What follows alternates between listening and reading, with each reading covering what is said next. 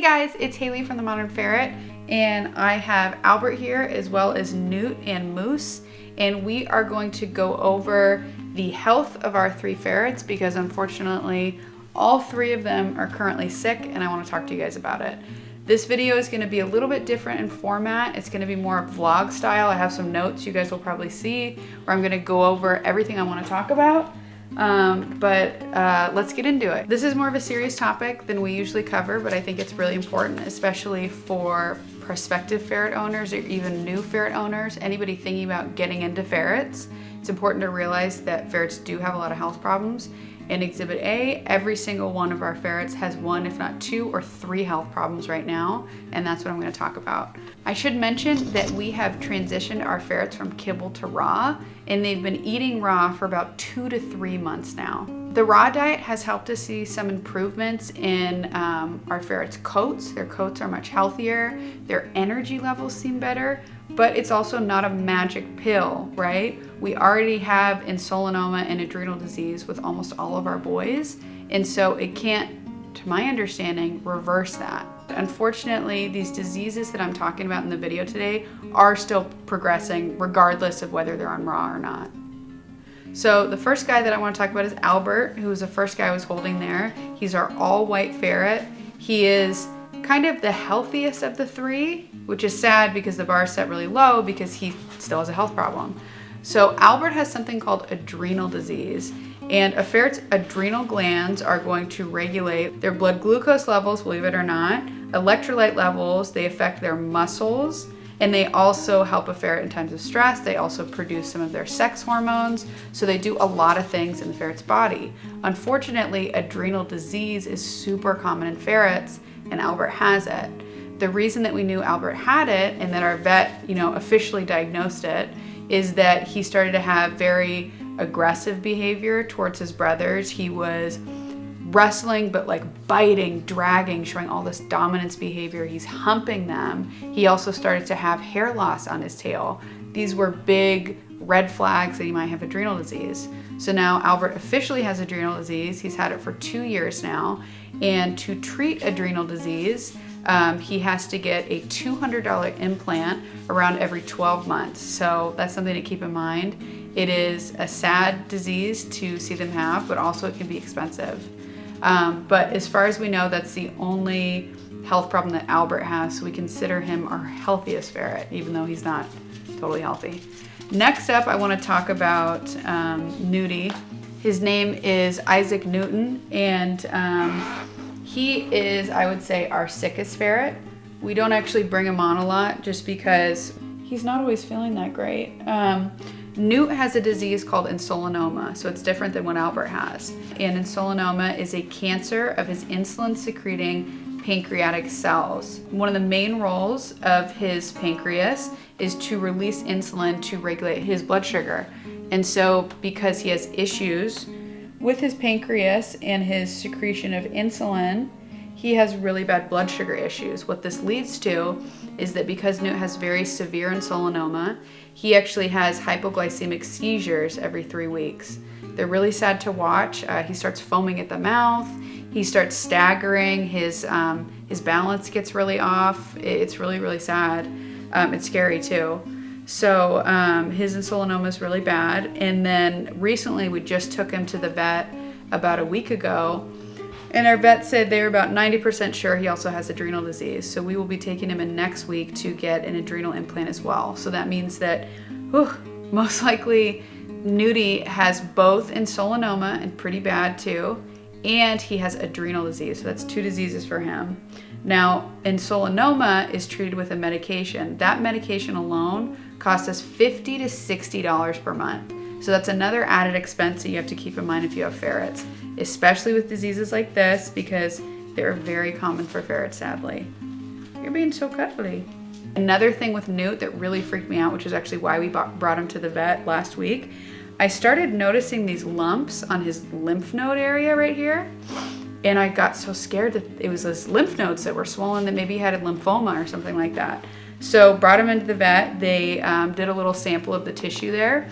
All she could find was fat in him because, as it turns out, he doesn't have lymphoma. These aren't swollen lymph nodes, But what in fact was happening is Newt has gained so much weight from his insulinoma medication called prednisolone that it has caused him to not only gain a lot of weight here, they call it pred belly, he's also gained weight in his fat pad deposits in his neck and under his armpit. So these masses that I felt weren't actually masses at all, they're just fat pads. So that was good news. He's just a little bit chubby. He doesn't have lymphoma, but he has the other 2 diseases. So now we've discussed 2 ferrets out of 3 so far that have health problems.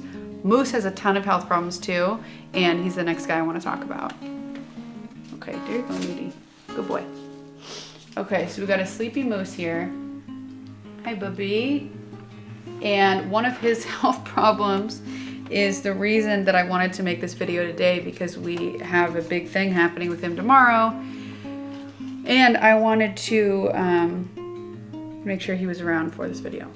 So Moose has several health problems wrong with him. He is 6 years old, which is officially geriatric. As far as ferrets go, that means he's officially elderly, if you can believe it. It's weird because I feel like we just got him yesterday when he was 8 weeks old. But so Moose has insulinoma, like Nudie has, the one that we just talked about. So that means that his pancreas has little tumors on it, and it affects his insulin production, which messes with his blood glucose. And so he can have really low blood glucose, which causes him to be very lethargic. He can even be shaky. Luckily, Moose doesn't have it too severely, so we don't notice very strong symptoms. He also has adrenal disease, which is what Albert has, that first ferret that we talked about. That adrenal disease is treated with a $200 implant called the deslorelin implant.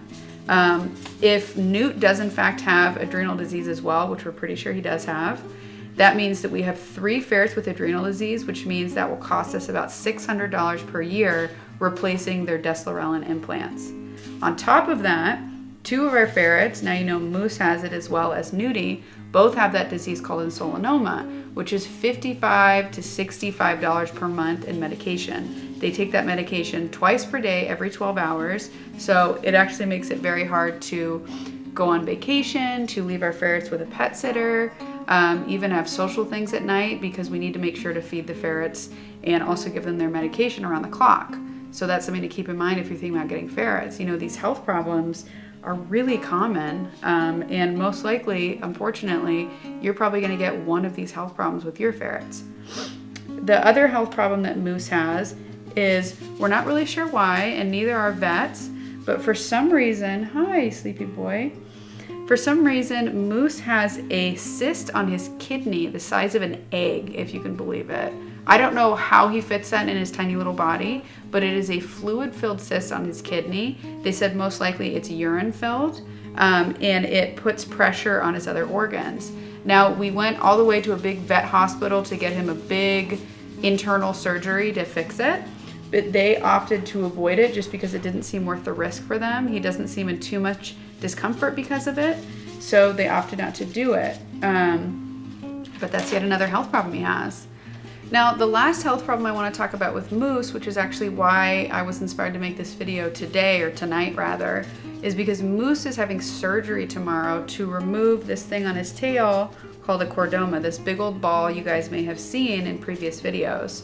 So this is called a chordoma, and as far as I understand it, it's growing out of Moose's spinal cord. It's like deep in his tail and the bones and the cord and everything. It's not just a zit on top where they just kind of poke it and drain it or something like that. It's like, it's hard, like cartilage, really hard tissue. And it has grown so much in the last year. The reason that we are finally opting to have it removed is because Moose has started to get his tail stuck in a lot of stuff. He goes in our kitchen cabinets a lot, and now it's gotten to the point where he will try to sneak into the cabinet or out of it and get his tail stuck. We'll hear him squeak in pain or discomfort, and that's really hard to hear. He's also gotten his tail stuck in the cage before. So a lot earlier on, we said he'll just have a weird bump on his tail. We don't really care. It doesn't seem to bug him. We took him to the vet, and they said, you know, we poke and prod it. It doesn't seem to bug Moose, and it doesn't. He doesn't get bugged by us squishing it or touching it. But when he started getting it stuck and stuff, that is when we started getting really concerned for him. I don't want to think of a situation where we're gone and Moose gets his tail stuck all day, can't move, drink, eat, poop, anything. So That's why we've opted to get the surgery. The vet that we have that's performing the surgery, what she's gonna do is, instead of removing the tumor by itself, she's actually gonna amputate part of the tail. So Moose is gonna come home with a shorter tail. And that's because the tumor itself, the chordoma, is so fused like deep into the tissue of his tail that it can't be separated. I'm really worried, to be honest. And it is not a super difficult surgery, as I understand it. It's not a super intensive or long surgery, but the thing is, whenever a ferret goes under something like anesthesia, there's a risk of losing an animal, especially a small animal like this. And Moose is trying to look for the potty spot. One of the biggest risks for a ferret undergoing surgery, according to our vet, is that their body temperatures can drop really easily. She's even had ferrets drop their body temperatures when they quickly went to have an MRI and were put under anesthesia for that. Now, I don't know exactly how long Moose's surgery is gonna be tomorrow, but I would venture to guess that it's longer than getting an MRI taken. It's up to our vet tomorrow to decide if Moose has enough body mass, so muscle, and oh gosh, don't talk about me, that's embarrassing. We don't know what's gonna happen tomorrow, but I have full faith in our vet. She's passionate about ferrets. She became a vet specifically to treat ferrets, so there's nobody else I would rather trust with Moose, with him going under to get his tail amputated. To a new or prospective ferret owner, this may seem kind of overwhelming that every one of our ferrets has a health problem, right? Albert has adrenal disease, Newt has insulinoma and suspected adrenal disease, Moose has confirmed insulinoma and confirmed adrenal disease, as well as a cyst on his kidney and something called a chordoma on his tail. It's a lot to take in. But the thing is, this is super common for ferrets. They have a whole wealth of health problems. I know when I was first thinking about getting ferrets, maybe 9 years ago, I talked to our exotic vet at the time, because I actually had a hedgehog, believe it or not, and she said, don't get a ferret. They have so many health problems, it's not worth it. And she was right. I mean, she was partially right. Ferrets are worth it to us, but they are riddled with health problems. And the last time I talked to my vet on the phone about this, because she's willing to really talk at length about ferrets because she's extremely passionate about them. They're why she even became a vet. And she was talking about, in her 15, 20 years experience having ferrets herself, running a ferret shelter, seeing all the health problems, you know, she said she's been part of those newsletters for years where they're trying to figure out, why do ferrets have so many health problems? They say, you know, is it related to diet, which we're seeing more people explore now? Is it related to whether we neuter and fix our ferrets too early? Is that causing hormonal issues or developmental issues? Is it related to the amount of sunlight that they get? Because a ferret's cousin or ancestor in the wild would be in a dark burrow most of the day. They wouldn't be getting this much sunlight. Is it related to poor breeding practices and really bad genetic makeup of these ferrets? Is that leading to their health problems? She said a lot of these things, there's leads, right? There's hints as to what could be leading to their terrible health, but we don't have a definitive answer at this time. And so what happens is people like me, obviously very passionate about ferrets, right? I have to see our 3 boys get sick in different heartbreaking ways as they get older. Newt and Albert are only 4 years old. We've had them for a very small amount of time. Moose is 6 years old. We've had him for a little bit longer, but it's too soon. It's too soon to think about losing them. So I wanted to make this video today specifically because Moose is having surgery tomorrow, and as much as I hate saying this, I don't know how the surgery is going to go. I hope to God it's going to go well, but you never know. And so I wanted to have an honest conversation with you guys about the health problem of our 3 ferrets. They're all sick, all of them. And so maybe this can be kind of like a documentation of the state of ferrets this year. The state of ferrets right now, it's not looking good. Their health is bad. So I thought maybe this could be an opportunity for us to discuss, maybe in the comment section below, Are there more studies that maybe I'm unaware of that are pointing more definitively towards what is causing these health problems? Are there people or those of you watching this video in different countries that have ferrets that have longer lifespans? You know, when we look at these pet shop ferrets like our 3 boys are, we're looking at lifespans of 5 to 7 years, 9 if you're insanely lucky. And even then, this time span's not long enough. Like, the relationship that people form with ferrets, and maybe people who don't have ferrets don't understand, but these are deep, emotional, smart animals. You form like a relationship akin to like a dog. It's a deep relationship, a deep companionship. And so even our vet was saying, there's people that have ferrets for life, and then there's people who have ferrets just for like 5 to 10 years because they do it once and they go, I can't get that attached to this animal and then lose them so soon, and lose them in such a sad way is like what's going with Nudie. He's having seizures every 3 weeks. It's so sad to watch. I guess I'm going on a tangent, but my point was, are there people in other countries where you guys are having ferrets that are living much longer than the ones in the United States? Because this is not sustainable. I don't know how we can keep having ferrets and losing them this young, and losing them to serious, debilitating, heartbreaking, expensive health problems.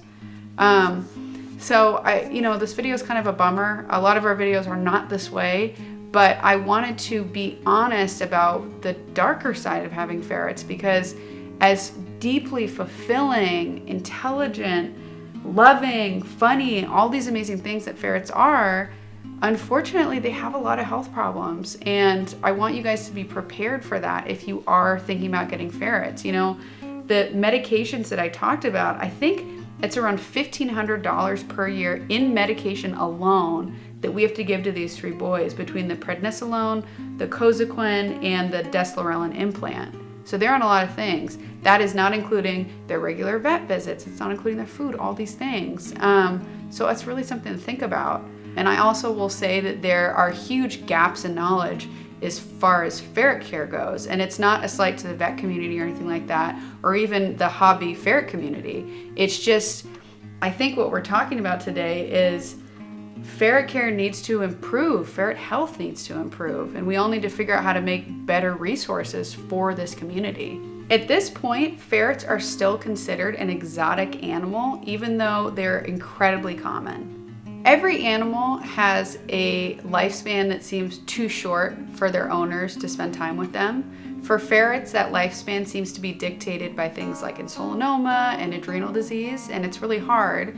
But at the same time, what's cool is that the bigger this community gets, and all of us ferret owners are getting together on different social media platforms and figuring out different ways to talk and share our experiences, I can only hope that ferret healthcare is going to improve, because we're going to talk about our experiences and maybe share ideas to make it better. I will say one of the best things that I think you can do to help improve the health of ferrets around the world is share your experiences with other ferret owners in the global community. And if you could please document any symptoms, any official diagnoses for your ferrets, because the more documentation we have of what the heck is going on with all of our ferrets, the more we can move ferret health forward. Please share your own experiences with your ferret's health and possible illnesses in the section below. Thank you guys so much for watching. Again, I know this is kind of a serious bummer topic, but I appreciate you guys doing your research as future ferret owners or new ferret owners. I just want you guys to know what you're getting into. If I come up with better resources to help answer some of the questions that I've asked in this video, I will make sure to link them down in the description below. I think that's where I'm going to leave this video. Thank you guys so much for watching. Have a wonderful rest of your day. Bye. Bite of the nose. Bite of the eyes. Oh, a little sugar bomb. Bite of the ears. Yeah, that's a good boy. That's a good dog. Muffin. No, muffin man. Bite of the chin. Bite the little chesties. Bite the little paws. Oh, and just bye as a whole. Okay, bye. And then bite the belly and bite of the back paws, which you wouldn't kiss.